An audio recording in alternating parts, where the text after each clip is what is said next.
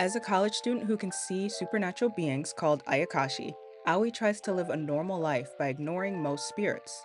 But when a persistent masked Ayakashi asks for food, she gives in, which leads to her being tricked and transported to a hidden realm by Odana, an ogre and master innkeeper in Tenjinya. He claims Aoi's recent deceased grandfather, Shiro, owed him a tremendous amount of debt and signed away Aoi's hand in marriage as collateral. So now she has to become an ogre's bride. Thinking quickly, she requests to work off her grandfather's debt instead.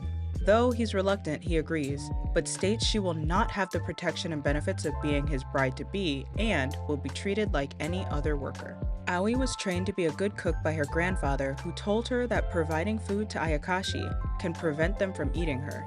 The same grandfather that she finds out had the power to go between the human apparent realm and the hidden realm.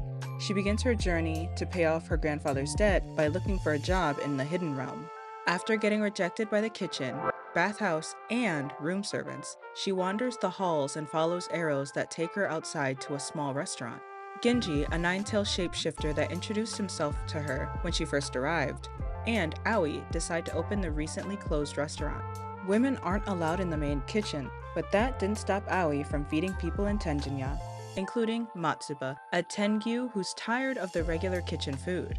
He ends up enjoying Aoi's cooking so much that he gives her a Tengu fan and offers to pay off her debt and allows her to move to the South Mountain as well as marry one of his sons.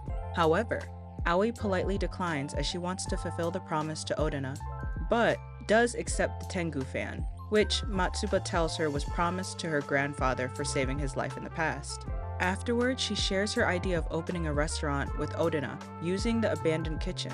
He tells her that it won't be easy, but allows her to proceed. To reward Aoi for helping Matsuba, he gives her a flower hairpin that he states will eventually bloom, but she has to pay back her grandfather's debt before the bloom falls off. He also treats her to a trip to the capital where she unintentionally reveals that she's a human and unknowingly uses her Tengu fan, which to her surprise creates a strong wind and blows away her enemies.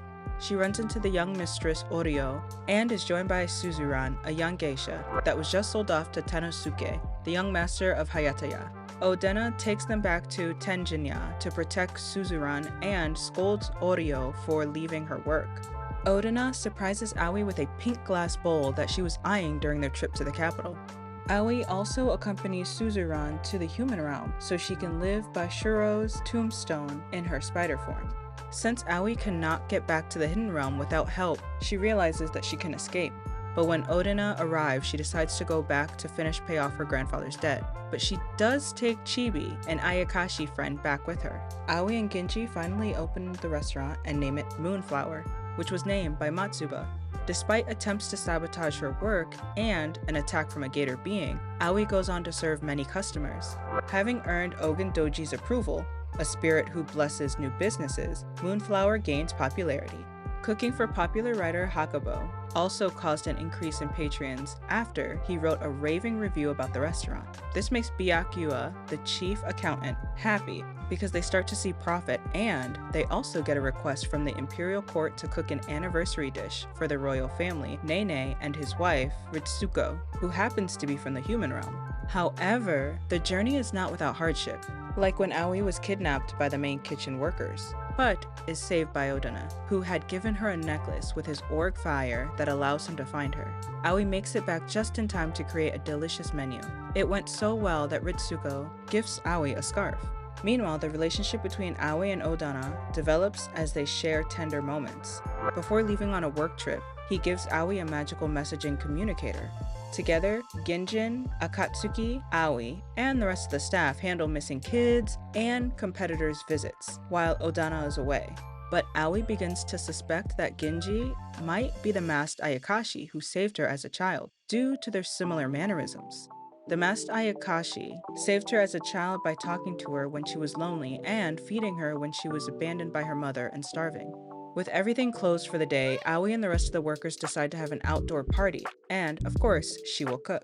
But suddenly an Oryoya ship carrying a masked man, which happens to be Ranmaru, and Ogun Doji, the original founder of Tenjinya and the current head of Oryoya, She gathers her employees and demands Genji come back with her, as per their original agreement of 50 years.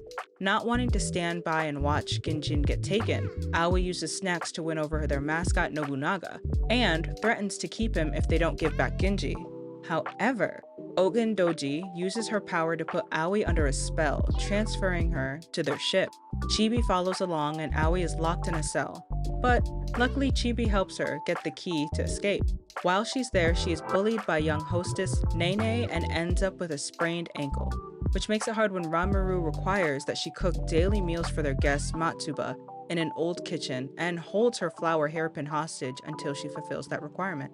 Throughout this, Odana arrives in disguise to help Aoi, giving her clothes, wrapping her ankle, and providing food supplies. Wanting to take Aoi on a little date, Odana shows her how to create a follower using the necklace he got her. They name this lookalike AI and leave her in the kitchen while they explore. The front desk manager Hattori tells Aoi that he believes that Ogen Doji brought Aoi here because she thought Aoi might be beneficial during the fireworks ceremony, which happens every 100 years. They failed the ceremony 300 years ago, which led to multiple harsh and extreme natural disasters. He also tells her of the 5 things that they need. From cooking food for guests to helping father and son bond, Aoi is able to help them collect 2 of the ceremony requirements. On the hunt for a third, the mermaid scale, Aoi and Odana go into a dragon palace filled with miasma. They get separated and she meets Princess Iso and finds out about Ranmaru and Genji's past. Princess Iso gives Aoi a bracelet that Ranmaru once made her when he was a kid. Aoi is able to bring back a mermaid scale after Odana saved her from a hungry orc. Searching for another requirement for the ceremony, the gem branch leads them to a painting owned by Noi Noi that had a gem branch sealed inside. Aoi, Ranmaru, and Genji go into the painting to search for the branch. After seeing some illusions and falling off of a cliff, they end up finding the tree and bringing back a branch. Raiju, a noble from the capital that is supposed to be helping with the ceremony, becomes interested in Aoi. He is also the reason they failed the ceremony 300 years ago. He decides to give Aoi a cursed candy that prevents her from tasting, in hopes that she won't be able to cook the ocean treasure meal, causing them to fail. The ceremony proceeds with difficulty due to Raiju's interference. However, Aoi successfully caters to Umibuzu and manages to lift his hunger and loneliness thanks to Chibi. This results in her recovering her taste and everybody celebrating the success of the ceremony. While seeing Umibuzu off, Ranmaru decides that the ceremony will be more lively and warm going forward. Aoi reveals that she had a childhood crush on the Ayakashi who saved her. She confronts Genji again and is finally told that he in fact was the masked Ayakashi from her childhood, but never cooked the food and only stepped in when the real person was busy. He states that he cannot tell her who the actual person is, but she's sure that it was Odana behind the mask. The season ends with Aoi happily realizing and accepting Tenjinya as her home.